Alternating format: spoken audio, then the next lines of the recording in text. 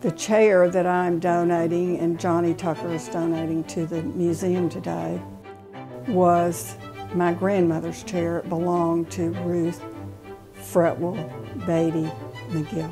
When she died in 1988, she was almost 98 years old, and she'd been living on this farm for probably 50 or 60 years. And the chair itself sat next to her stove in her kitchen, but I never knew the history of the house. The house had a tragic end. After my grandmother died, the house burned down.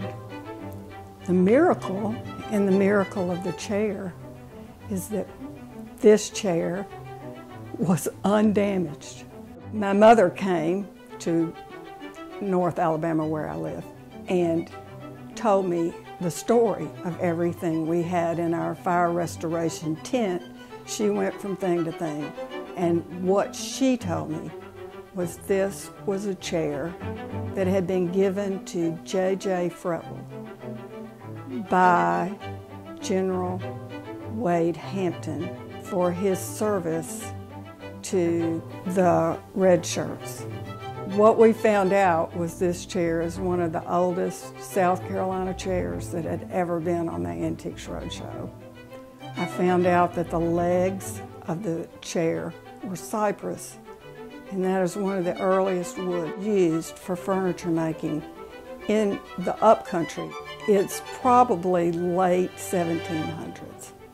Ruthie wanted the chair to be back in Anderson, South Carolina, and that's been her focus. And I've gone along with that because I think it's a great plan.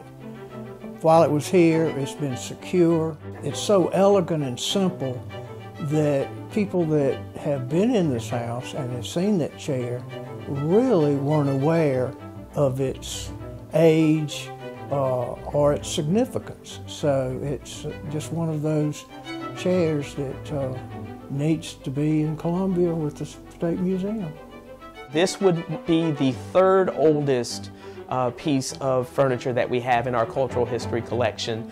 We have two others that date slightly younger in the 18th century, but this would be one of the older and more priceless artifacts in our collection. So I'm really excited about it. And it is the definitive ladderback chair in our collection. We have some others from Kershaw County that have very special meaning from a contemporary standpoint, but in terms of an artifact, a chair that's developed in the 18th century, Revolutionary era, you can't find anything like this, and so we're thrilled that Ms. Haney and the family has chosen to donate it. These chairs are really indicative of the types of furniture that you would have seen in homes in the backcountry in states like South Carolina. So it's not necessarily a piece of high art in terms of furniture. It's just a really important example of what people used on a day-to-day basis during the formative years of our state.